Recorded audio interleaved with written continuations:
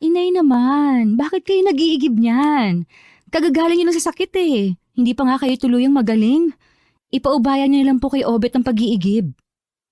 Balak ko kasing magsaing na. Wala palang tubig. Hayaan mo na maliit na timbalang naman to. Kahit na po, Nay. Ako na po ang bahala dyan at sa pagluluto. Magpahinga na lang po kayo. Sige na po. Nako, magaan lang naman ang trabaho ng pagluluto. Kaya ko na yan. Ginagawa mo naman akong imbalido eh. Naku, Nay, huwag pong matigas ang ulo. Sige na po, pumasok na kayo ng bahay. Ako na lang po ang magbubuhat nitong timba. Pakiramdam ko tuloy dito sa bahay, wala na akong silbi. Huwag niyo pong sabihin yan. Iniingatan lang po kita, Inay. Naaawa na kasi ko sa'yo eh. Halos ikaw nang umako ng trabaho dito sa bahay. Hindi mo na tuloy maasikaso ang sarili mo. Hindi naman po ako nagreklamo eh. Nasaan na nga po pala si Obet? Nagpaalam kanina na maghahanap daw sila ng gagamba ng mga kaibigan niya. Pinayagan ko na kasi wala namang pasok. Wag lang ka ako magpapaabot ng gabi sa labas. Inuuna pa talaga niya ang paghahanap ng gagamba kaysa mag-igib ng tubig. Hayaan mo na, maaasahan naman ang kapatid mo sa maraming bagay. Tsaka, hayaan natin ma-enjoy ng kapatid mo ang kabataan niya. Sa bagay nga po. Sumang-ayon naman ako sa sinabi ni Inay. Mabait, masipag mag-aral, at maaasahan naman ang bunso kong kapatid na si Obet. Kaya lamang, may pagkaisip bata pa rin ito sa edad na 16. Hindi na inaasahan no ni Inay na magbubuntis pa siya kay Obet. Dahil nasa mahigit 40 na rin ang kanyang edad, naging mahirap na para sa kanya ang pagbubuntis. At pagkapanganak nga niya sa bunso kong kapatid, naging masasakitin na ang inay. Hanggang maospital nga siya. May 1 buwan nang nakakalipas. Diferensya sa buto ang resulta ng mga doktor na tumingin sa kanya. Marupok na raw ang buto niya sa may bandang balakang. Yun ang dahilan kung bakit nakakaranas ng pagkaparalisa ang inay. Sinabi pa ng doktor na kung ooperahan daw, baka hindi na rin kayanin ng inay dahil sa edad nito. 4 kami magkakapatid. Ang panganay na si Kuya Abel ay may sarili ng pamilya at sa kabilang baryo piniling manirahan. Ang sumunod naman sa akin na si Kuya Nelson ay sa sityo din namin nakatira, kasama ang buntis nitong asawa. Bagamat nasa iisang lugar kami, malayo naman ang bahay nila. Ako, si nanay at si Obet na lamang ang nakatira sa bahay namin. Ang ama namin ay malaon ng yumao. 3 taon pa lang noon ang bunso naming kapatid. Away sa inuman na naging sanhi na maaga niyang pagkasawi. Habang kumakain kami ng hapunan, inungkat ni Inay ang tungkol sa trabaho ko sa bayan. Kailan ka nga pala babalik sa bayan, Clara? Aba, mahigit 1 buwan ka nang nandito sa bahay ah. Tuluyan na po ako nagpaalam sa mag-asawang amo ko. Ano? Ako bang dahilan kung bakit ka umalis sa trabaho mo? Opo, Nay. Hindi naman po pwedeng wala kayong kasama dito sa bahay. Hindi naman po natin pwedeng asahan si Obet dahil nag-aaral pa. Hindi niya po kayo mababantayan. Hindi mo naman ako kailangan bantayan ng 24 oras eh. Nakakakilos pa naman ako. Ako po ang kausap ng doktor niyo, Nay. Sinabi nga po na hindi pwede na wala kayong kasama dito sa bahay. Inisip ko nga na ibenta na ang natitira nating lupa sa likod nitong bahay natin. Pangdagdag sa gastusin natin. Alam ko naman na hindi biro ang mga gamot na kailangan bilhin. Huwag niyo na pong isipin pa yon. Nakalimutan ko palang banggitin kanina. Galing po ako sa bahay ni na Kuya Abel. Napag-usapan na po namin kung ano ang magandang plano. Sabi ko po kasi na ako na lang ang mag-aalaga sa inyo. Plano ko po na magtayo ng sari-sari store dito sa atin. May naipon naman po ako sa pagkatrabaho ko sa mag-asawang Chinese. Si Kuya Nelson po ibinebenta yung alaga nilang baka. Magbibigay po siya ng kaunting puhunan. Ganon din po si Kuya Abel.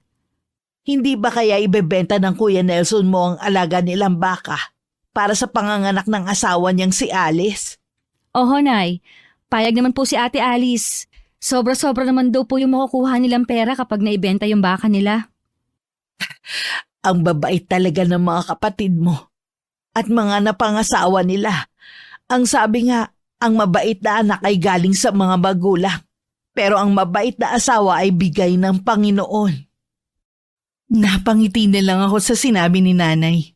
Totoo naman kasi ang mga sinabi niya. Marami pa kami na pag-usapan habang kumakain kami. Kinumusta ko rin si Obet at kung kailan ang pasukan nila. Noon ko lang napuna na pumipiyok na siya tuwing nagsasalita. Konting panahon na lang ay magiging ganap na siyang binata. Nang mga sumunod na araw, naging abala ko sa pag-aasikaso sa aming sari-sari store. Dahil sa liblib at malayo kami sa bayan at halos 3 oras din ang biyahe, naging mabenta ang bigas, mga delata, noodles at itlog sa amin. 1 linggo pa lang kami nagtitinda ay lumakas na agad ang tindahan. Mabuti na lamang nagdagdag si Kuya Abel ng puhunan. Tuwing araw ng Sabado at walang pasok sa eskwelahan, nagpapasama ako kay Obet sa pamamalengke sa bayan. Minsan pa uwi kami. Napansin ko na ang bahay na dinadaanan namin ay may nakatira na. Isang ali kasi ang nakita kong nagwawali sa silong ng bahay. Pagdating sa amin, habang inaayos ko ang pinamili, tinanong ko si nanay. May nakatira na pala sa bahay dyan malapit sa kalsada? Oo, mag-ina daw ang nakatira sa bahay na yan, sabi ni Maring Nita. Nakita ko nga po yung ali na nagwawali sa silong ng bahay nila. Bumili nga kahapon yung anak niyang binata dito sa atin eh. Mukha namang mabait at mahiyain. Siyempre po, mahihiya pa yon kasi bagong salta pa lang dito sa lugar natin. Hindi nga nalalayo sa iyo ang edad eh. At saka mukhang foreigner ang itsura. Siguro tatay nun foreigner. Talaga po? Oo, makikilala mo rin yon. Lalo't ikaw naman lagi ang tumatao dito sa tindahan. Bakit kaya silang mag-ina lang ang nakatira sa bahay na yun? Wala rin akong makuhang impormasyon eh. Alam mo naman na hindi na ako masyadong naglalalabas ng bahay. Tsaka yun lang ang sabi ni Maring Nita. Si Aling Nita talaga. Magkukwento lang eh, kulang pa sa impormasyon. Aba, interesado ka talaga sa bago nating kapitbahay ah. Siyempre po, gusto ko lang din sila makilala. Yun lang naman po eh. Akala ko dahil sa sinabi ko mukhang foreigner. Nay naman? O bakit? Wala namang masama kung sakali na magkagustuhan kayo ah. Dalaga ka naman. Hindi ang kumerengkeng ang prioridad ko. Kaya tigilan niyo na ako sa panunukso sa akin. Nangingiti na lang ang inay habang nakatingin sa akin. Ako naman umiwas ng tingin. Baka kasi mapatawa ako bigla. Nang mga sumunod na araw, napansin kong naging tambayan ng harapan ng tindahan ko ng mga kadalagahan dito sa aming sityo. Tila ba meron silang inaabangan na bumili? Nagkahinala agad ako na baka ang bago naming kapitbayang hinihintay ng mga yon. Naiiling na lang ako na inabala ko na lang ang sarili ko sa paglilista ng mga kulang sa tindahan. Nang biglang may narinig akong impit na tilian. Nang sulyapan ko ang mga kadalagahan sa harap ng tindahan namin, halos magkapilipit na ang mga ito sa kilig. Hindi nga nagtagal. Isang paboritong boses ang bumili. Isang lalaking matangkad at mistiso ang bumili ng 4 na itlog at kamatis. Bakit biglang tumaas ang itlog? Nung nakaraan 9 lang ang bili ko sa isa. Nung nakaraan pa yon, ngayon tumaas na ang itlog. Ang bilis naman. Parang natulog lang ako, biglang taas na. Kung nagrereklamo ka, sa iba ka nalang bumili. O di kaya sa bayan. Tiyak mura doon, ikaw nga lang mamamasahe. Hindi naman ako nagrereklamo, sinasabi ko lang. Ganoon na rin yon. Sige, salamat. Nakita ko pang umiti ang lalaki sa mga nakatambay na kadalagahan sa harap ng tindahan. Hindi ko tuloy maiwasan na mapataas ng kilay. Iniisip ko kasi kung yun nga ang lalaking tinutukoy ni nanay. Pero tama nga siya. Mukhang foreigner ang itsura ng lalaki. Kaya marahil yun na nga ang bago naming kapitbahay. Ilang sandali pa, umalis na rin ang mga kadalagahan na nakatambay sa tapat ng tindahan namin. Ang pumalit naman ay mga manginginom sa aming lugar. 2 4 agad ang binili. Humingi din ng baso at pitsyal ng tubig. Sa loob ng ilang linggo malakas naman ang tindahan namin. Palibhasa nga kasi kami ang kumpleto na sa paninda. At iilan lang ang may tindahan sa amin. At malalayo din ang agwat. Hindi ko lang inaasahan ang isa sa mga nag-udyok sa akin noon na tuluyan ng umalis sa trabaho ay makikita ko pa. Hindi ako makapaniwalang madadatnan ko si Aurelio sa sala namin habang kausap si inay. Anong ginagawa mo dito, Aurelio? Oh, mabuti naman at dumating ka na, Clara. Kanina pa naghihintay si Aurelio dito. O paano? Maiwan ko muna kayo. Tinatanong kita kung anong ginagawa mo dito sa bahay namin. Ay, dinadalaw ka. Pagbalik ko kasi ng probinsya, nabalitaan ko sa dati mong amo na umalis ka ng araw at umuwi ka raw dito sa inyo. Kailangan kasi ako ng nanay ko. Nabanggit nga ng mag-asawang Inchik ang dahilan mo. Kumusta ka na? Ayos lang. Kanina ka pa ba? Ay, may dala nga pala akong pasalubong para sa'yo. Aurelio, kasi may gagawin pa kasi ako ngayon. Ganun ba? Sige, uuwi na ako. Kanina pa naman ako rito eh. Gusto lang kasi kitang makita. Ay, di ba nag-usap na tayo dati? Akala ko naliwanagan ka na sa desisyon ko. Clara, sana maunawaan mo rin ako. Hindi ganun kadali yung pinapagawa mo. Mahal na mahal kita. Lahat gagawin ko para sa'yo. Sarili mo lang ang pinapahirapan mo eh. Marami pa namang ibang babae dyan. Sila na lang ang ligawan mo, wag na ako. Pero ikaw lang ang gusto ko, Clara. Hindi ang ibang babae. Huwag mo sana akong ipagtulakan sa kanila. Hindi ka ba napapagod sa kasasuyo mo sa akin? Wala kang maaasahan sa akin. Hindi ang pakikipagnobyo ang prioridad ko ngayon. Handa naman ako maghintay eh. Mapapagod ka lang sa paghihintay mo sa akin. Sa huli, wala ka rin mapapala. Ikaw nga ang dahilan kung bakit ako umalis sa trabaho. Tapos ngayon, dito mo naman ako kukulitin sa bahay namin. Clara, sana naman. Nakikiusap ako. Umalis ka na. Hindi itong huli natin pagkikita, Clara. Hindi ako ganun kadaling sumuko. Alam mo ba, imbis na maawa ako sa'yo, nag-uumpisa na akong mainis sa'yo dahil sa pangungulit mo. Dahil nagmamahal lang ako at paulit-ulit ako manunuyo sa'yo. Hindi rin ako mapapagod na ipagtabuyan ka ng paulit-ulit hanggang magsawa ka. Clara, lagi kong pinagdarasal na sana magising ka isang araw na mahal mo na ako. Hindi yan mangyayari, kaya umalis ka na. Sa totoo lang, inaabala mo na ako. Laylay ang balikat na pumanaog sa bahay namin si Aurelio. Naiiling na sinundan ko na lamang siya ng tingin. Nang wala na si Aurelio, tsaka naman lumabas mula sa kusina ang inay. Kibit balikat lang ang itinugon ko sa nagtatanong niyang tingin sa akin. Gaya ng inaasahan ko, paulit-ulit na pumupunta si Aurelio sa bahay namin. Ilang beses ko rin siyang pinagtatabuyan. Hanggang dumating ang araw na hindi ko na siya hinaharap. Tanging si inay na lang ang humaharap sa kanya at nagdadahilan na wala ako. Hindi ka ba naaawa sa manliligaw mo, Clara? Naaawa naman po noong una. Pero katagalan nakakainis na. Ang kulit kasi. Bakit hindi mo bigyan ng pagkakataon na kilalanin siya? Malay mo, kalaunan magustuhan mo rin siya. Malabo po yun, Nay. Sa loob ng 1 taong panliligaw niya sa akin, wala akong makapangnikatiting na pagkagusto sa kanya. Mukha naman siyang mabait. Ano kaya ang dahilan bakit hindi mo siya magustuhan? Hindi ko rin po alam, Nay. Basta, mabigat po ang loob ko sa kanya, kahit wala naman siyang ginagawang masama. Siguro hindi mo lang talaga siya gusto. May ganun kasi Tsaka po, hindi ko nakikita ang sarili ko sa pag-aasawa. Hindi ko po yun prioridad. Ha? Wala ka bang balak mag-asawa? Meron naman po, pero hindi pa sa ngayon. Aba, 25 ka na nga, Clara. Dapat ka may nobyo ka na ngayon. Makakapaghintay naman po yan. Hindi ko kailangang magmadali. Anong hindi mo kailangan magmadali? Sa edad mong yan, may ikukonsidera na ganyang edad may asawa na.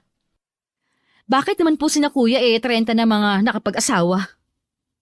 Lalaki naman sila. Ikaw babae. Baka mamaya kapag umabot ka na sa edad na 30, mahirapan ka na mabuntis. Kapag nag-asawa po ako, paano kayo ni Obet? Huwag mo kaming intindihin ng kapatid mo. Ang isipin mo ang sarili mong kaligayahan. Kayo po ang kaligayahan ko. Ang alagaan kayo. Alam ko naman yon, pero hindi habang buhay nandito ako. Ang kapatid mo balang araw ay magkakaroon din ng sarili niyang pamilya. Paano ka? Huwag niyo po munang isipin yon. Matagal pa po yon. Kung ayaw mo kay Aurelio, dapat maghanap ka pa rin ng magiging nobyo mo. Nay naman, parang desperada na ako niyan ah. Alam mo ba yung bago nating kapitbahay dyan? Binata pa pala talaga. Malay mo magkagustuhan kayo. Malalahian na tayo ng lahing foreigner. Sigurado po ba kayong foreigner ang tatay nun? Baka anak na engkanto kaya ganun ang itsura niya. Di ba's lalong maganda? Makakarating tayo sa mundo ng mga engkanto. Balita ko sobrang ganda daw sa lugar nila eh. Kayo talaga nahay kung ano-anong mga sinasabi. Gusto ko lang namang gumaan ang usapan natin. Lagi kasing nakakunot ang noo mo eh. Para bang pasan mo lagi ang mundo.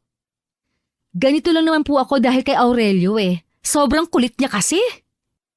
Hayaan mo na. Magsasawa din yun sa kakasuyo sa'yo. Sana nga po, Nay. Baka dahil sa kanya mamuti agad ang buhok ko sa ulo. Tumawa na lang ang inay sa huli kong sinabi.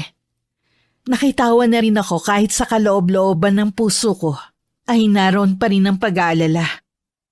Nang mga nagdaang araw ay laging umuulan. Dahil hindi pa sementado ang kalsada papuntang bayan, pahirapan ang biyahe.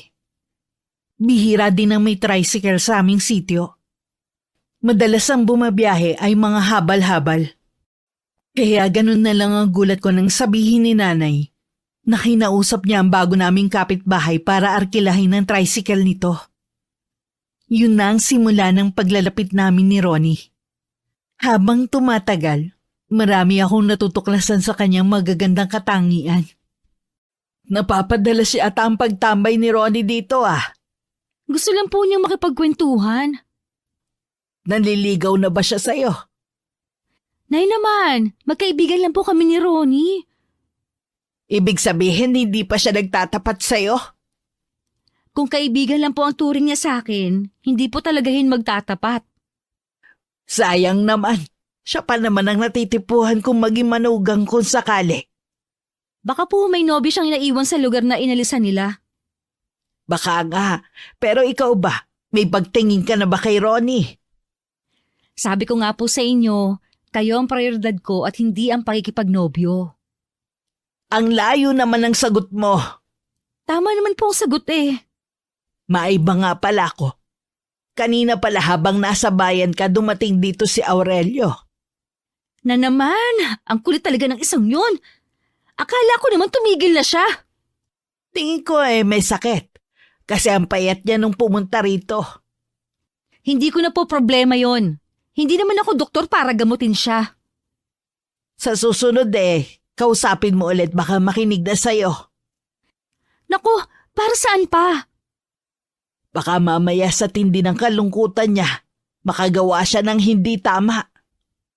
Hindi ko na po yun problema. Matanda na naman siya. Kung magpapadala siya sa nararamdaman niya, di bahala na siya. Parang hindi na lang inis ang nararamdaman mo sa kanya. Parang matinding galit na. Sobra na po kasi siya. Parang sa kanya ako masisiraan ng bait eh. Aba, wag naman. Kaya pakiusap po, huwag niyo lang din harapin kapag pumunta dito ulit. Pagtabuyan ninyo. Ang sama naman ng ganon. Kahit mahirap tayo, hindi naman tayo mga bastos. Pwes ako, kapag nakaharap ko siya, pasensya siya talaga. Ipagtatabuyan ko siya. Bastos na akong bastos. O sige, ako na lang ang haharap sa kanya sa susunod. Mukhang ubus na ang pasensya mo eh. Ubus na po talaga. Kung bakit kasi nalaman pa niya kung saan ako nakatire. Porsigido nga sa panliligaw. Talagang gagawa yun ng paraan. Bakit ba may mga taong ganon? Minsan parang nakakatakot na rin. Kinabukasan nga ng hapon, naging bisita ko si Aurelio.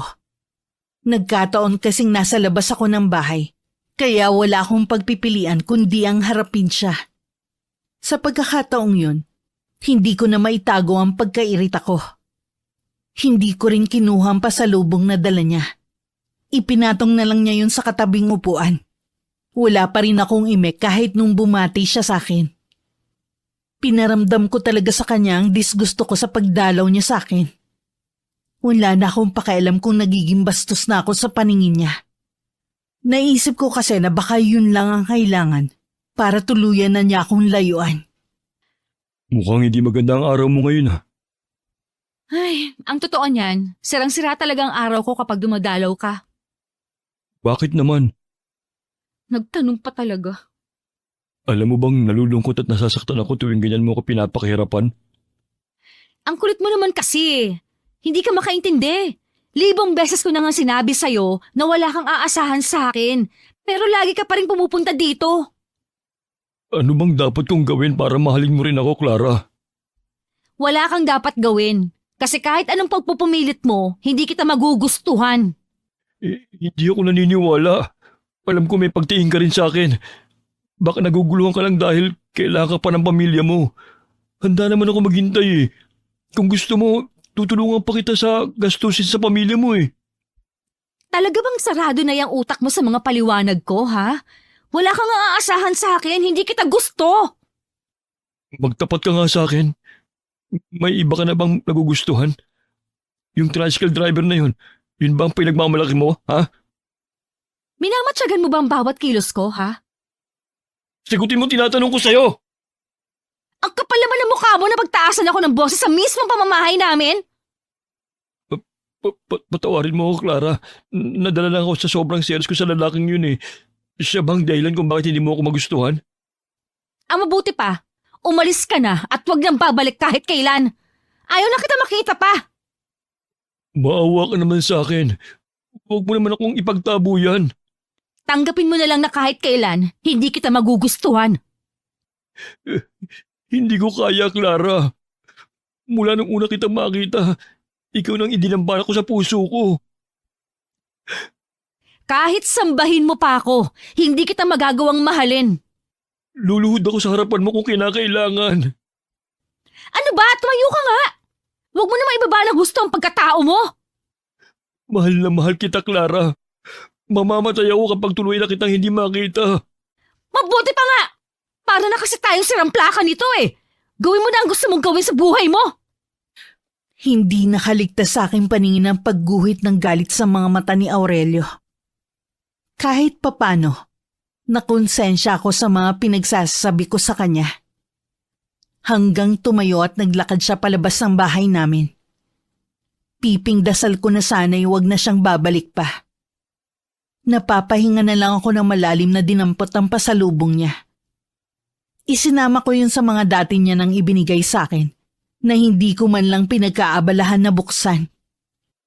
Nung araw na yun ako lang mag-isa sa bahay namin. Nasa eskwelahan kasi ang kapatid ko at si nanay naman ay dumalaw sa bahay ng kuya ko.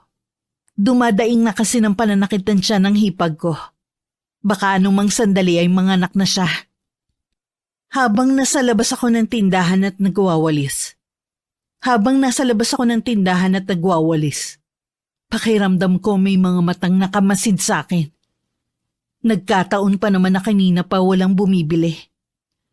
Pumasok na lang ako sa loob ng tindahan at tiniyak na nakalak ang pinto. Ilang sandali lang dumating naman si Ronnie. Ipinarada niya ang tricycle sa gilid ng daan at saka lumapit. Doon lang nawala ang kaba ko sa dibdib. Bumili muna siya ng isang bote ng soft drink at isang balot ng tinapay. Wala yatang tambay ngayon dito ah. Oo nga eh. Kanina pa rin walang bumibili sa tindahan. Ikaw pala ang kauna-unahang bumili ngayong araw. Oras pa kasi ng pamamahinga ng mga tao. Baka maya-maya dadag sana ang bibili sa'yo. Ay, sana nga.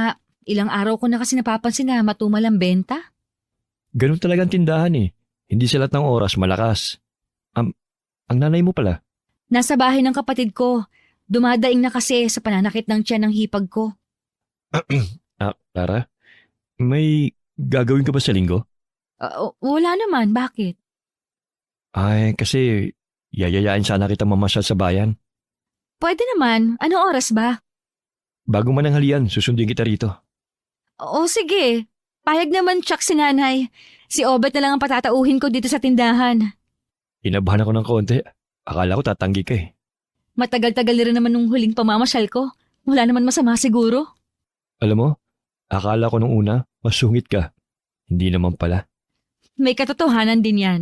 Kaya siguro ilag sa akin ng ibang tao dito sa atin. Siguro may dahilan kung bakit minsan masungit ka. Katulad ko, minsan napagkakamalan ako mayabang kahit hindi naman.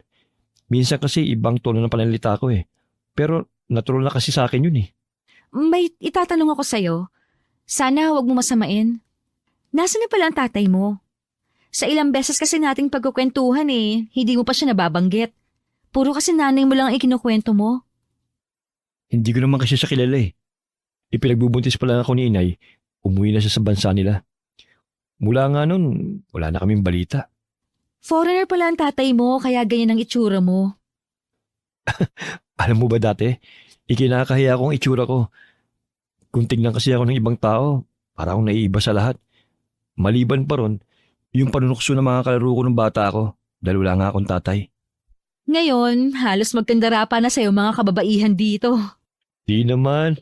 Anong hindi? Kulang na nga lang eh, magkandara pa sila pagdating mo.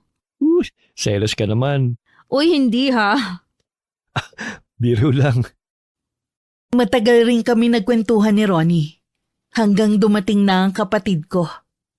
Nagpaalam na rin siya sa akin dahil magsisibak pa siya ng panggatong na inutos ng nanay niya. Inutusan ko naman si Obet na puntahan ng inay sa bahay ni na Kuya Nelson. Nang mapag-isa na naman ako, naharon na naman ang pakiramdam na tila may nagmamatsyag sa akin. Binaliwala ko na lang ang ganong pakiramdam. Madilim na sa labas nang makauwi si na inay at Obet. Napansin ko agad ang pagkabalisa sa anyo nila. May nangyari po ba kina kuya? Wala, iha. Iniwan ko silang naroon ng kumadron ng Seguada. Bakit pa parang balisa kayo? Hindi ko alam kung paano to sasabihin eh. Ano po ba yon? Kasi kanina nakasalubong namin si Aurelio. Kinausap niya ako. Umiiyak siya sa akin na nagmamakaawa na huwag ka daw magalit sa kanya. Naku nay, sa susunod po huwag niyo nilang siyang pansinin kapag nakita ninyo. Iwasan niyo na agad kapag nakita niyo papalapit pa lang. Nag-aaway ba kayong dalawa? Napuno na po kasi ako sa kanya eh. Dapat mahinahon mo pa rin siyang kinausap. Ilang beses ko na po kasing kinausap ng mahinahon, kaya diniretso ko na siya. Para kasi may napansin ako sa kanyang kakaiba. Baka mamaya may gawin siya sa'yo na hindi maganda. Alam mo ba kung taga saan siya? Sa pagkakaalam ko po, dayo lang siya sa lugar natin. Taga malayong probinsya po siya. Sana lang matauhan na siya. Marami pa namang babae riyan. Hindi ko tuloy maiwasan na matakot para sa'yo. Yun din ang hinihiling ko para tigilan na ako ni Aurelio. Hindi ko na rin kasi maiwasan na kabahan na baka pinagmamasdan niya ang bawat kilos ko. Katulad kanina nung hindi pa dumarating si Ronnie. Pakiramdam ko talaga may mga matang nakatingin sa akin. At nung mag-isa na ulit ako kanina, natuloy naman ang lakad namin ni Ronnie ng araw ng linggo. Kumain kami sa labas at namasyal. Nasira lamang ang masaya naming sandali nang mamataan ko si Aurelio sa di kalayuan. Matalim ang pagkakatitig sa amin. Puno yun ng galit at selos. Bigla akong pinanlamigan ng buong katawan. At wala sa sariling napahawak na lang sa braso ni Ronnie. Ayos ka lang ba? Okay lang. Ang lamig kasi ng kamay mo at umumutla ka pa. Maupo ka muna. Hindi kayo dahil sa kinain natin? Hindi yon. Ang mabuti pa, umuwi nilang tayo. Hapon na rin naman. Mahirap na kung gagabihin tayo sa daan. Alam mo namang wala pang pose ng ilaw sa papasok sa atin. O sige, dito muna na ako hintayin ha. Kukunin ko lang yung tricycle sa pinagparadahan ko. Bilisan mo lang ha. Oo, basta huwag kang alis dito. Tumango na lang ako nang hindi tumitingin kay Ronnie. Nakatutok kasi ang mga mata ko kung saan ko nakitang nakatayo si Aurelio kanina. Nagpapaling-paling ako ng tingin. Ngunit hindi ko na alam kung saan siya nagpunta. Hindi pa rin mawala ang kaba sa dibdib ko ng mga oras na yon. Lalo't wala nang ganong tao sa paligid at hindi pa rin bumabalik si Ronnie. Sa biglang pagharap ko kung saan nagtungo si Ronnie, balak ko na sana siyang puntahan. Nang bigla akong bumangga sa isang katawan. Pagtingala ko, mukha ni Aurelio ang bumungad sa akin. Bigla akong napaatras pero mabilis niyang nahawakan ng kamay ko. Nagpupumiglas ako habang sumisigaw. Pero pagtingin ko sa paligid, ni isang tao wala akong makita. Bitiwan mo ako! Ano ba, Ronnie? Tulungan mo ako! Kahit pa ulit-ulit mo siyang tawagin, hindi siya darating para tulungan ka. Hayop ka! Ano ginawa mo kay Ronnie? Wala na siya. Kaya sumama ka na sa akin. Ilalayo kita rito. Magsasama tayo habang buhay. Nasisiraan ka na ba ng bait? Hindi ako sasama sa'yo! Sa ayaw at sa gusto mo, sasama ka sa akin. Bitiwan mo sabi ang kamay ko! Huwag mo ako hilahin sabi! Tumahimik ka kung ayaw mong maubos ang pasensya ko sa'yo. Masyado kang pakipot. Ang dami ko nang ginawa para magustuhan mo ko. Pero dun sa tisoy ka pa rin sumama. Ilang beses ko ba kasing sasabihin sa'yo na tigilan mo na ako? Kahit kailan, hindi kita magugustuhan! Lalo na ngayon! Di na mahalaga kung magustuhan mo ko o hindi. Wala na akong pakialam. Para mo ng awa! Hayaan mo na akong umuwi! Marunong ka rin pala magmakaawa eh. Pwes, gaya mo, hindi rin ako maaawa sa'yo. Hayop ka! Kaya pala hindi kita magustuhan kasi sa itinatago mong ugali! Naging ganito lang naman ako dahil sa'yo eh. Parang awa mo na, Aurelio! Hayaan mo na ako! Dama ko na ang sakit sa braso ko. Hindi rin ako makapaniwalang wala man lang nakarinig sa sigaw ko. Napansin ko ring palayo na kami ng palayo sa lugar na yun. Pilit pa rin ako nagpupumigla sa pagkakahawak niya. Pero lalo namang humihigpit ang hawak niya sa kamay ko. Muli ako sumigaw ng malakas. Pero tumatawa lang siya na parang baliw. Parang gusto ko nang mawalan ng pag-asa. Nang mula sa kung saan ay sumulpot si Ronnie. Isang bigwas ang pinakawalan niya kay Aurelio. Na siyang dahilan para mabitiwan niya ang kamay ko. Nang bumalandra siya sa lupa, kinubabawan naman siya ni Ronnie. At sunod-sunod na suntok ang pinakawalan sa kanya.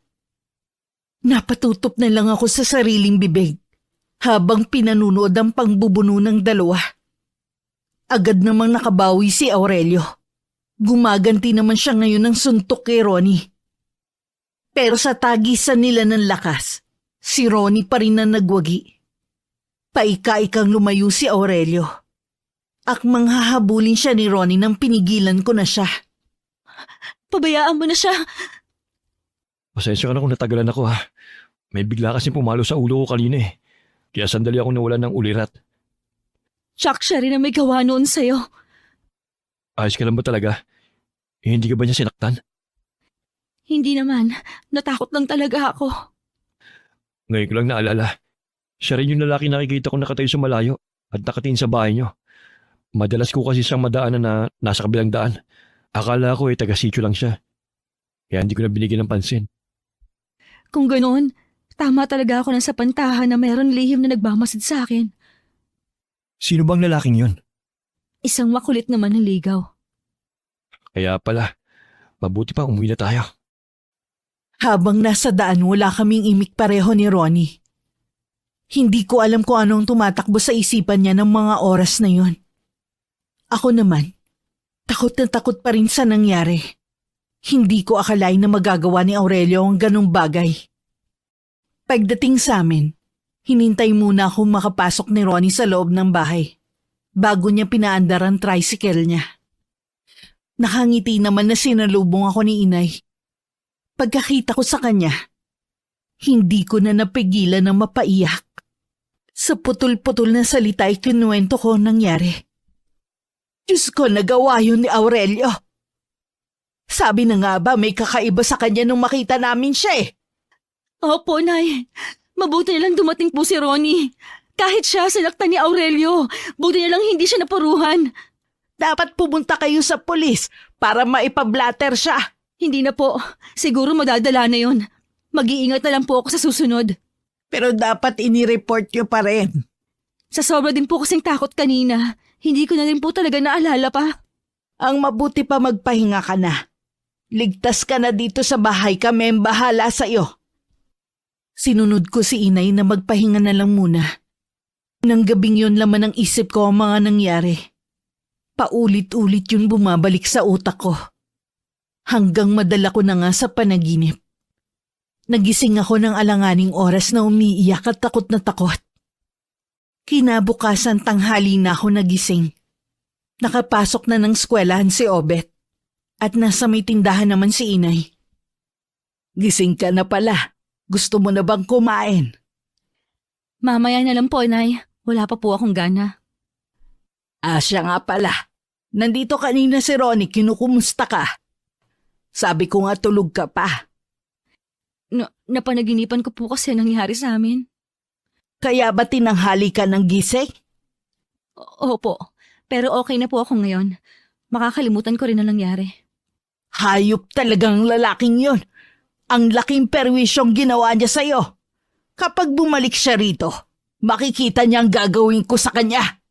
Hindi na po yun babalik dito. Kapal na lang ng mukha niya kung may tapang pa siya magpakita dito. Sinabi mo pa, baka kuyugin pa siya ng mga taga rito. Hanggang nung tanghalian, wala pa rin akong ganang kumain. Matamlay rin ang pakiramdam ko. Nung makaramdam ako ng antok, sa sala na lang ako nahiga. Nagising ako na magaan na ang pakiramdam ko. Akma na sana akong pupunta sa kusina nang marinig ko ang galit na boses ng nanay ko sa labas ng bahay. Napakunot naman ang noo ko habang humahakbang palapit sa may bintana. Nakita ko si nanay na galit habang hawak ang itak ng yumao kong ama. Iniuumang niya yun sa dalawang tao. Nasa harapan niya si Aurelio at isang may edad ng babae. Narinig ko ang nakikiusap na tono ng may edad ng babae. Ngunit hindi siya pinatatapos ni nanay magsalita. Galit na nagwika ang inay na umalis na lamang sila. Kung ayaw niyo matikman ang galit ko, umalis na kayo! Aling Tinay, hayaan niyo naman po ako makapagpaliwanag. Nagawa ko lang naman po yun dahil mahal na mahal ko si Clara. Hindi pagmamahal ang tawag doon! Masyado kang makasarili! Hayaan niyo naman po ako makausap si Clara.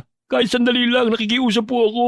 Sinabi ng... Inay, mabuti pang pumasok na kayo dito sa loob. Baka kumapano pa kayo. Clara? Diyan ka lang, huwag kang lalapit. Ang kapal naman ng mukha mo para pumunta dito sa amin. Clara, hayaan mo naman sana ako makapagpaliwanag. Palinis ang hangarin ko sa'yo. Katunayan, kasama kong inay ko. Handa kong panagutan ang ginawa ko. Talaga? Handa ka magpakulong dahil sa ginawa mo? Clara naman, hindi yun ang ibig kong mangyari. Pwes, yun ang gusto kong mangyari sa'yo. Wala nang iba! Kung kinakailangan, luluhod ako sa harapan mo, mapatawad mo lang ako. Kahit ilang oras ka pa dyan lumuhod, hindi kita mapapatawad sa ginawa mo. Umalis ka na! Bakit ba hirap kang mahalin ako? Hindi ko alam. Basta kahit ano pang gawin mo, hindi kita mamahalin. Mas gugustuhin ko pang mamatay kesa makasama ka. Ganun ba talaga katigas ang puso mo sa akin? Baka pagsisiyan mong paulit-ulit ang ginagawa mo sa akin. Tinatakot mo na naman ba ako? Sinasabi ko lang ang mangyayari kung sakali. Umalis ka na nga! Sinama mo pa talagang nanay mo. Akala mo naman maaawa ako sa'yo. Lahat ginawa ko na para sa'yo. Pero hindi mo pa rin ako magawang mahalin. Tandaan mo ang araw na ito, Clara. Ang paulit-ulit na pagdurog mo sa puso ko. Mararanasan mo rin to balang araw. Hindi ko alam pero bigla akong kinilabutan sa mga katagang binitiwan ni Aurelio.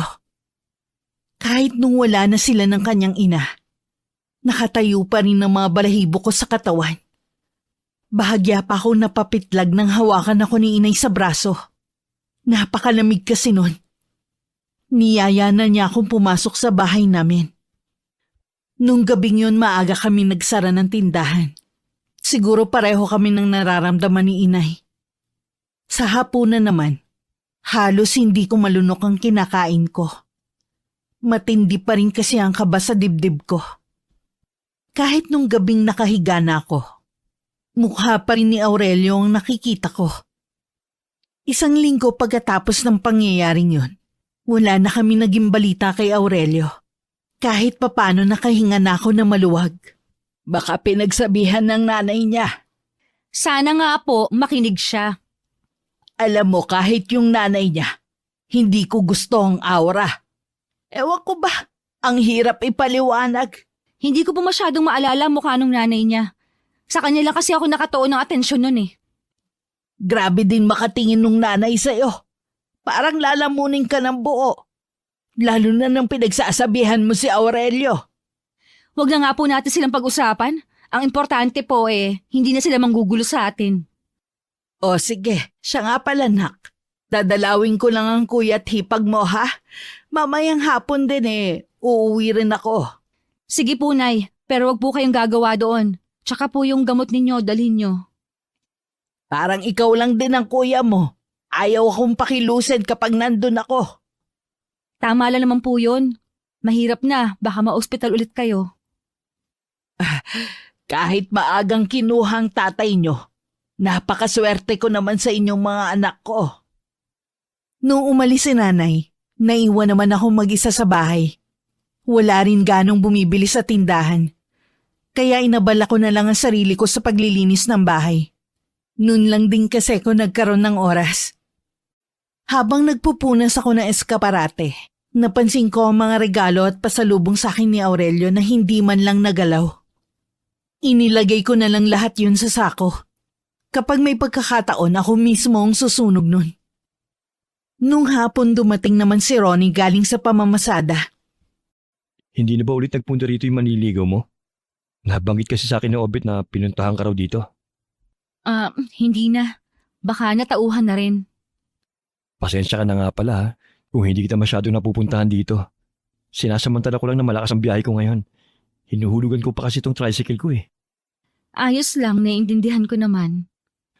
Wala yata yung mga customer mo na manginginom. Di ba ganitong oras nandito na sila? Ay, sa totoo lang, kahit sila, hindi na rin bumibili rito sa tindahan namin. Mas lalong tumumal ang benta namin. Hindi ko alam bakit. Ganun naman talaga ang mga tindahan eh. Huwag ka mawala ng pag-asa. Mali mo sa mga susunod na araw lumakas na ulit. Sana nga. Dito ko kasi kinukuha ang pambili ko ng gamot ni inay. Tsaka yung gatas para sa buto niya. Medyo may kamahalan din kasi. Kung may maitutulong ako, huwag kang mahihiya magsabi ha. Naku, gusto ko lang maglabas ng saloobin. Wala akong ibig sabihin. Natural lang sa magkaibigan na nagdadamayan. Huwag kang mag-alala. Wala akong iniisip na anumang masama sa sinabi mo. Meron pa naman ako mga kapatid. Kapag nagipit ako pwede akong lumapit sa kanila. Wala na naman yata yung nanay mo. Nandun sa bahay ng kapatid ko. Pauwi na rin yon. Sabi ko kasi huwag magpapagabi Clara, alam ko na hindi naging magandang unang paglabas natin. Pero sana hindi ka madala. Yayayain sana ulit kita sa araw ng linggo kung okay lang sa'yo. Oo naman. Tsaka kalimutan mo na nangyari ng araw na yon. Pilit ko na rin kasing kinakalimutan. Oo, hindi ko na rin babanggitin ulit. Naulit pa ng ilang beses ang paglabas-labas namin ni Ronnie. Hanggang regular na ang pamamasyal namin. Dumating na rin ang araw na nagtapat na siya sa akin. Yun ang pinakamasayang sandali sa buhay ko. Agad ko na rin siyang sinagot ng araw na yun. Naging magaan ang buhay ko dahil lagi akong masaya. Hindi ko na rin masyadong iniinda ang mahinang benta ng tindahan namin. Akala ko, wala nang puputol sa kaligayahan na nararamdaman ko. Hanggang isang araw, pagising ko nung umagang yun, may napulot akong manika. Hindi ko alam kung sadya ba yung iniwan sa tapat ng pinto namin. Maganda ang manika kaya naman itinabi ko yon. Dahil malimit na ako lang ang naiiwan sa bahay. Madalas kasi nasa bahay ng kapatid ko si nanay. Si Obet naman maghapon sa eskwelahan. May mga pagkakataon na basta na lang ako nakakaramdam ng pangingilabot. Sa gabi naman, wala naman akong iniisip na problema. Pero malimit balisa ako at hindi makatulog. Madalas tuloy mainit ang ulo ko pagising. Bakit ba ang sungit mo sa kapatid mo? Parang nagtatanong lang eh. Paano kasi? Puro na lang siya pagkakagastusan. Malay ko kung para talaga sa project niya yung hinihingi niyang pera. Kaya nga nagtatanong muna siya kung may extra ka diyang pera. At isa pa talaga namang sa project niya yung gagamitin. Huwag na siya mag-project, wala akong pera dito. Teka nga lang, Clara. Bakit ba napapansin ko eh? Laging mainit ang ulo mo nitong nakaraang araw. Nag-away ba kayo ni Ronnie? Hindi ho. May problema ka ba na hindi sinasabi sa akin? Wala po akong problema. Sigurado ka ba? Oo nga, bakit ba ang kulit ninyo? Clara, bakit ganyan kang sumagot? Baka nakakalimutan mo nanay mo ko. Ay, ano ngayon? Kesyo ba, nanay ko kayo? Wala na akong karapatang sumagot? Huwag niyo rin po sanang kalilimutan kung sino nang papakahirap sa buhay na to. Abat! Sa inis ko, tinalikuran ko si nanay. Nagkulong na lang ako maghapon sa kwarto. Hinayaan ko na lang na sila ng kapatid ko ang magbantay ng tindahan. Pakiramdam ko kasi ng mga sandaling yun. Pagod na pagod ako kahit wala pa akong ginagawang trabaho sa araw na yon. Pinilit ko na lang matulog. Baka makabawi ako sa mga puyat ko nung nagdaang gabi. Pero dinalaw lang ako ng masamang panaginip. Paggising ko, hindi ko na rin maalala ang laman ng panaginip ko. Pero natitiyak kong masama yon. Dahil butil-butil ang pawis ko at hinihingal pa ako ng magising. Lumabas ako ng kwarto at dumiretso sa kusina. Kumuha ako ng tubig. Pakiramdam ko uhaw na uhaw ako. Kulang ang isang pitsyal ng tubig na nainom ko kaya kumuha pa ulit ako. Naiiyak na ako ng mga oras na yun. Dahil hindi mapawi-pawi ang nararamdaman kong uhaw. Sa ganun ako napasukan ni nanay. Ayos ka lang ba, Clara? Oo, nauuhaw lang po ako. Ginigising kita kanina para kumain sana. Pero ang himbing ng tulog mo. Ilang gabi na po kasi akong hindi makatulog kaya bumawi lang ako. May bumabagabag ba sa'yo kaya hindi ka makatulog? Wala po, basta hindi lang ako dalawin ng antok sa gabi.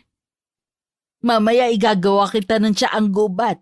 Mainam yon para sa hindi makatulog sa gabi. Marahan lang akong tumango kay inay at saka na ako bumalik sa kwarto ko. Hindi ko na nakita pa ang nagtatakang tingin sa akin ni inay. Pagdating sa kwarto ko, nahiga na lang ako. Pero bigla rin ako napabangon. May naaninag kasi akong itim na usok sa kisame.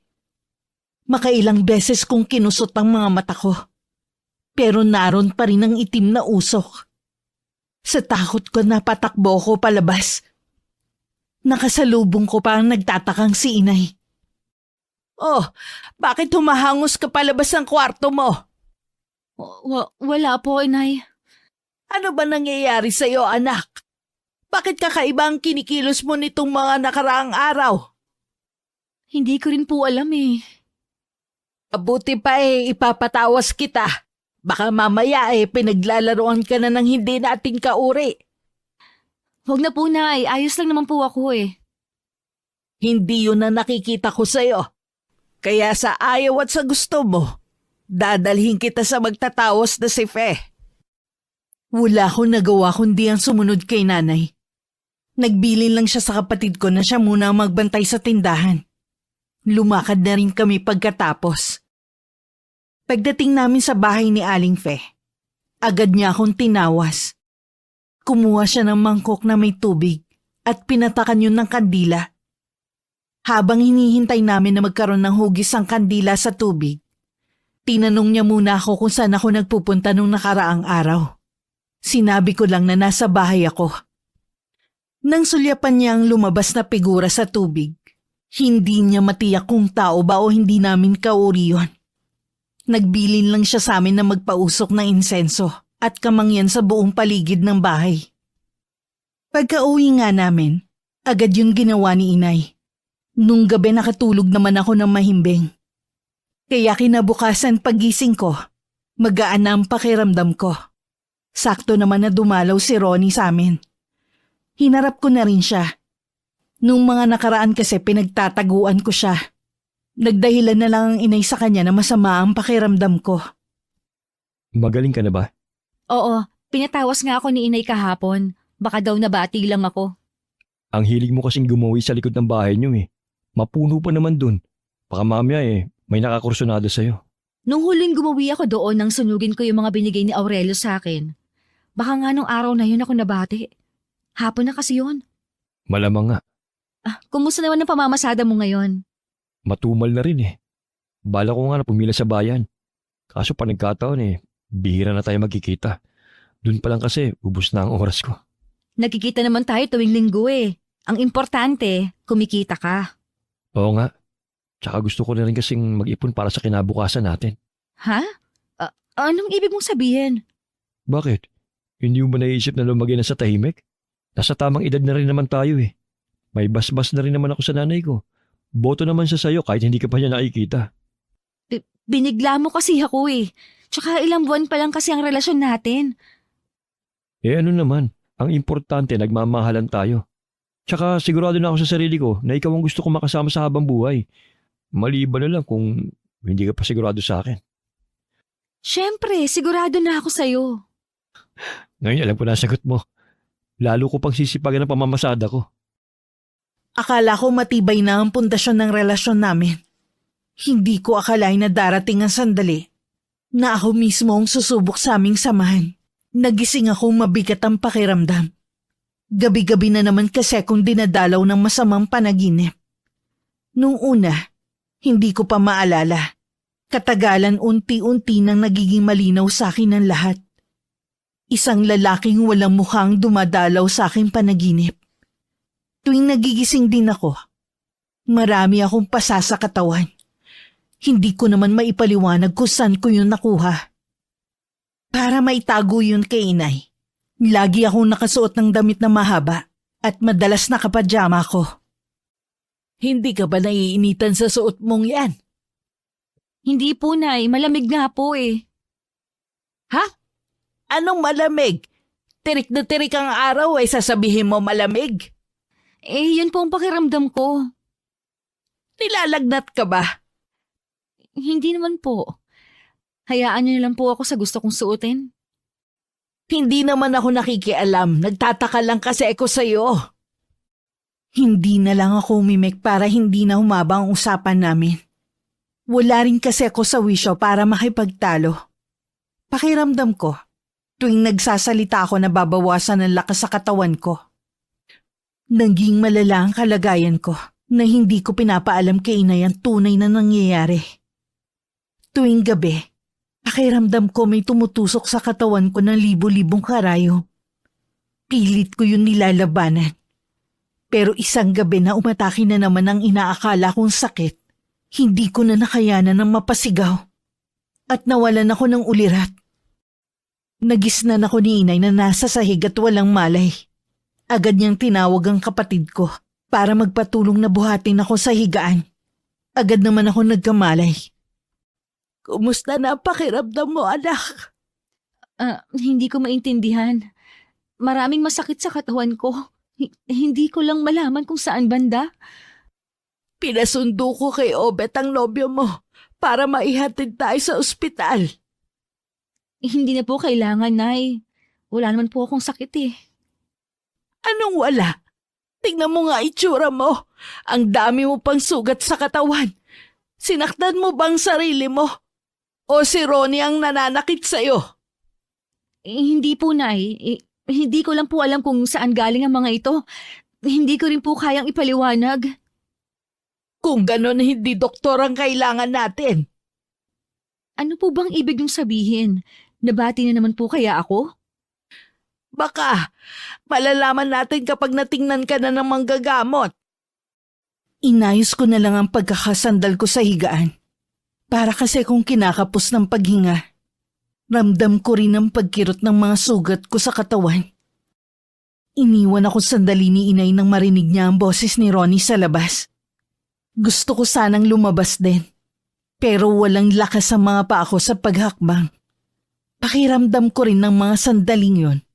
May mga matang nakatingin sa akin. Tila ba binabantayan nito ang galaw ko? Nang iling ako naman ang paningin ko sa paligid, natuon ang pansin ko sa manikang nakuha ko sa labas ng bahay. Nawala lang ang atensyon ko sa manika nang biglang pumasok si Ronnie sa kwarto ko. Baka sa buong mukha niya ang labis na pag-aalala sa akin. Agad siyang lumapit at umupo sa tabi ko.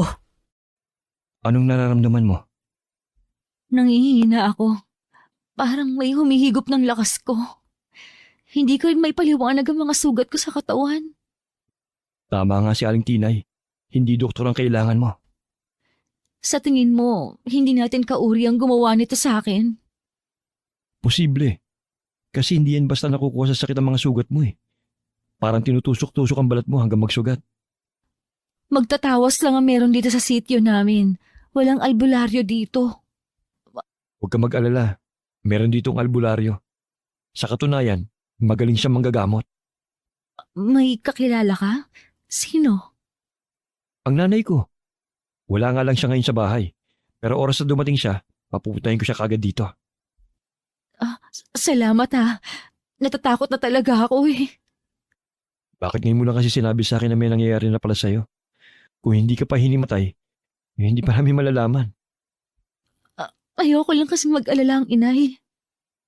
Kahit man lang sana sa akin sinabi mo. Pasensya ka na talaga ha. Sa susunod, huwag ka na sana maglilihim ha. Oo. May gusto ko bang kainin? Hindi ka pero kumakain mula kanina eh. Wala akong ganang kumain eh. Pilitin mo para hindi ka manghina. Ayoko talaga. Matutulog na lang muna ako. Huwag kang aalis sa tabi ko ha. Pakiramdam ko kasi may mga matang nagmamasid sa akin eh. Oo, hindi kita iiwan. Babantayan ka namin. Mahigpit ko pang hinawakan ng kamay ni Ronnie tsaka lang ako pumikit. Dahil sa pinagsama-samang puyat, pagod at takot, hindi ko na namalaya na makakatulog ako. Si Ronnie naman dahan-dahan ang ginawang pagbitaw sa kamay ko. Tumayo pa siya tila merong hinahanap sa kabuuan ng aking kwarto. Lumabas din siya para kausapin ng nanay ko. Nakatulog na po siya. Mamaya nyo lang po siya punasan. May gusto po sana akong sabihin sa inyo eh. Ano yon, iho? Sa tingin ko po, kinukulam si Clara. Ha? Kinukulam si Clara? Oo, isa pong albularya ang nanay ko. Maraming beses na po siya ng gamot ng mga kinulam at binarang. Ang nangyayari po kay Clara, gawa ng kulam. Diyos ko po, sinong gagawa nito sa kanya? Wala namang kaaway ang anak ko. Di po kaya si Aurelio may gawa nito? Si Aurelio? Pero matagal na siyang hindi nagpaparamdam kay Clara. Baka gumaganti siya kay Clara. Kahit po kasi hindi sila nagkikita, basta alam niya po ang buong pangalan ni Clara, maaari niya po siyang ipakulam. Ang kapal naman ng mukha niya para siya pa ang gumanti sa anak ko. Masama po ang magbintang, pero siya lang po ang pumasok sa isip ko na maaaring gumawa ng gano'n kay Clara eh. Wala nang ibang gagawa nun. Naalala ko pa nung pumunta siya dito, pinagbantaan niya si Clara. Huwag po kayo masyado mag-alala. Baka mapano po kayo. Naniniwala po ako na mapapagaling siya ni inay. Talaga bang albularya ang inay mo? Kaya niyang pagalingin si Clara? Oo, isa po siyang albularya. Kaya lang po, kailangan natin maging handa. Maraming beses ko na pong nakita mga gamot sa mga nakukulam si nanay. Hindi po ganun kadali. Lalo na kung walang balak yung mangkukulam na bawiin ang sakit na ipinataw niya sa biktima. Diyos ko, ang anak ko. Mabuti naman siyang anak at kapatid. Bakit sa kanya pa ito nangyari?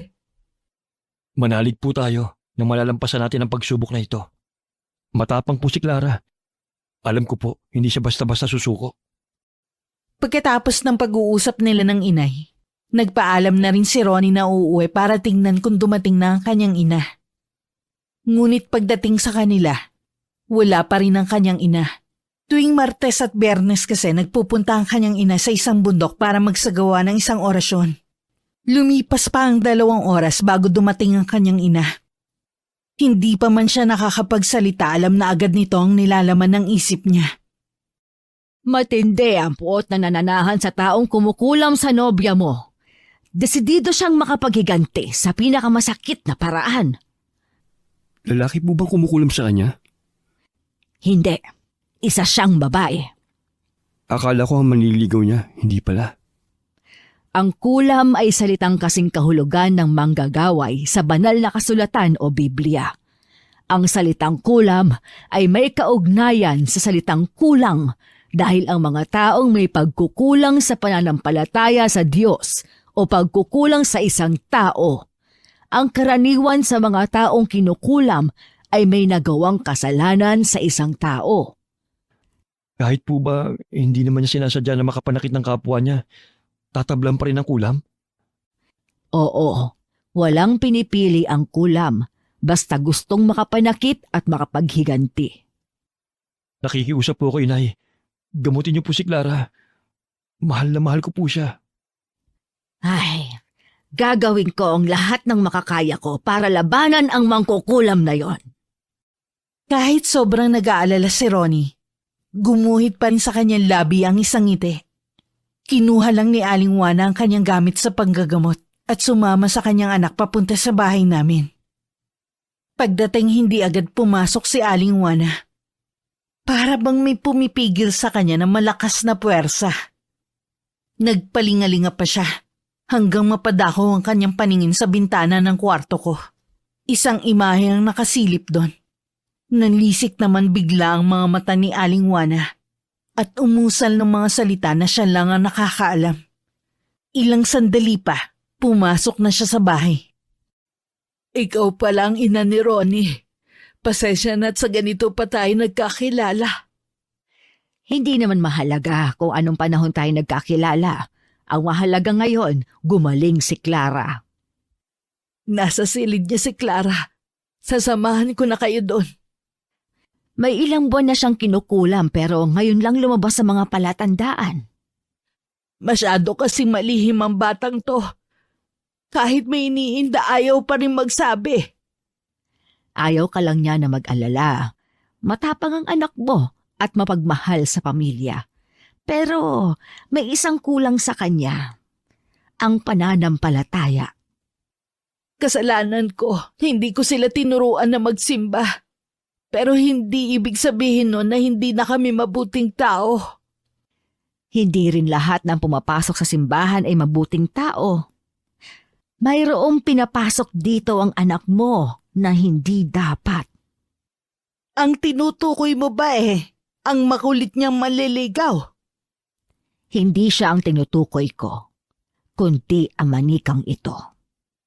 Hindi kay Clara ang manikang yan. Wala siyang manika mula pagkabata. Sunugin niyo sa labas ng bahay ang manika na ito. Agad namang tumalima si Inay sa utos ng ina ni Ronnie.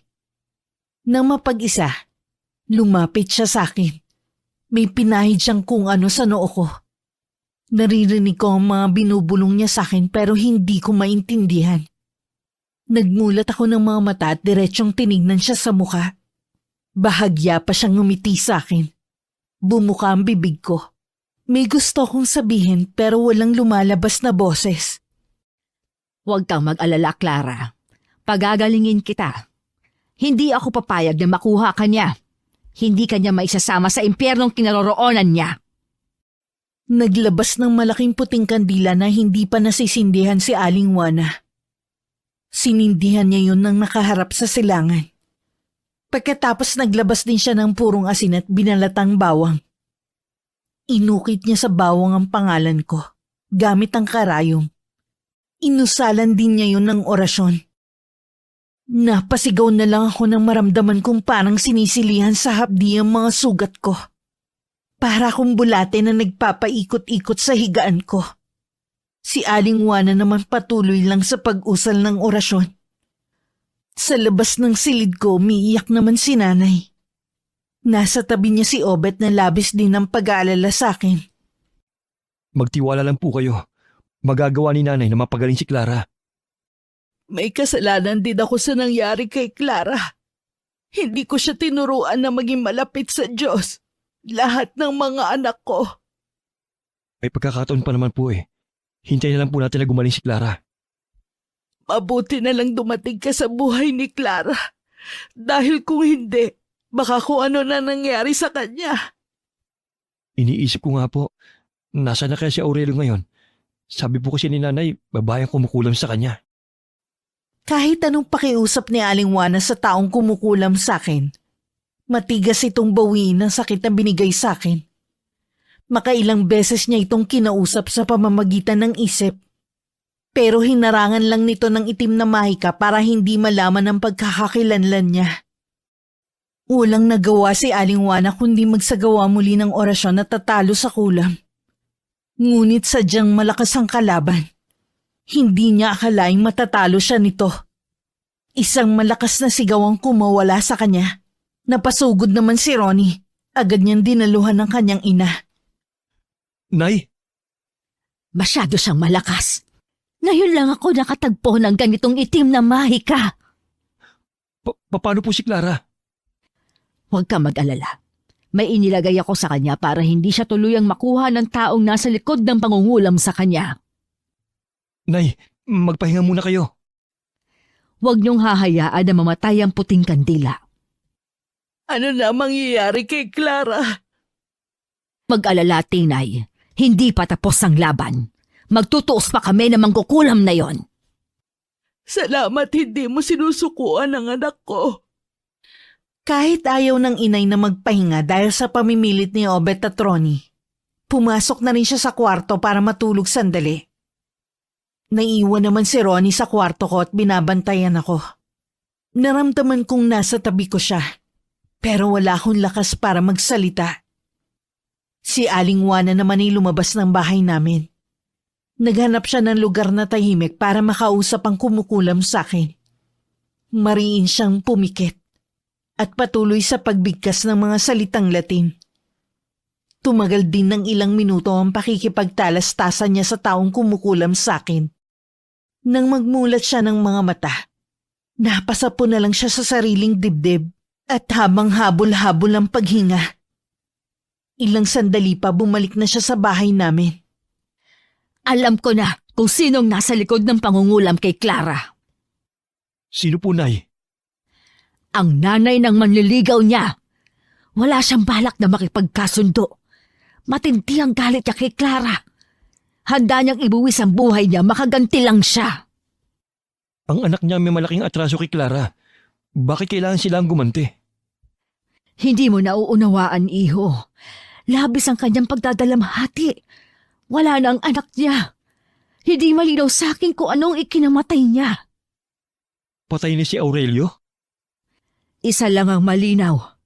Si Clara ang sinisisi niya sa pagkamatay ng anak niya. Naguguluhan ako. Pagkatapos ng lahat ng ito, alamin mo ang katotohanan. Sa ngayon, kailangan ko siyang matalo para gumaling si Clara. Muling nagsagawa ng orasyon si Aling Juana. Sa pagkakataong yun, mas malakas na orasyon ang ginamit niya. Sa lakas ng puwersa, may hangin nang umiikot sa loob ng kwarto. Halos matanggal na rin ang kurtina sa pagkakakabit sa bintana. Umuugong din ng malakas na hangin sa buong kwarto. Napakapit pa si Ronnie sa aparador na nandun. Dahil pakiwari niya matatangay siya ng malakas na hangin. Napakapit pa si Ronnie sa aparador na nandun. Dahil pakiwari niya matatangay siya ng malakas na hangin. Inabot pa ng kinabukasan ng panggagamot sa akin ni Aling Juana. Hanggang kasi ng mga oras na yun, hindi pa rin sumusunod ang ina ni Aurelio. Wala nang pagpipilian si Aling Juana, kundi ilabas ang alas niya. Isang nakakapinsalang mahika ang ginamit niya. Dahil doon, matinding lakas ang nawala sa kanya. na halos mapapugto sa kanyang paghinga. Nang makita ni Ronnie na huminto na ang kanyang ina, napatingin siya sa akin. Unti-unti na kasing nanunumbalik ang dati kong kulay mula sa pagiging maputla. Nawawala na rin ang mga sugat ko sa buong katawan. Nang magmulat ako ng mga mata, ang nakangiting si Ronnie agad ang nabungaran ko. Ronnie? Magaling ka na, Clara. Natalo ng ina yung kumukulam sa'yo. Talaga? Magaling na ako. Pinahanga mo ko, Iha. Hindi ka sumuko kahit hirap ka na. Kahit wala kang malay, nakikita ko na pilit kang lumalaban para sa buhay mo, para sa mga mahal mo sa buhay. Salamat po, Aling Juana. Utang ko sa inyo ang pangalawang buhay ko. Utang mo sa kanya ang pangalawang mong buhay, hindi sa akin. Ginawa lang niya akong instrumento para magpagaling ng mga taong nangangailangan. Parang isang masamang panaginip lang ang lahat ng mga nangyari sa akin. Agad kong niyakap si Inay at si Obet.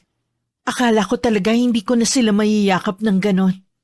Pare-pareho kaming lumuluha ng mga oras na yon. Nagdesisyon kami ni Inay na wag nang ipaalam sa iba ko pang kapatid ang nangyari sa akin.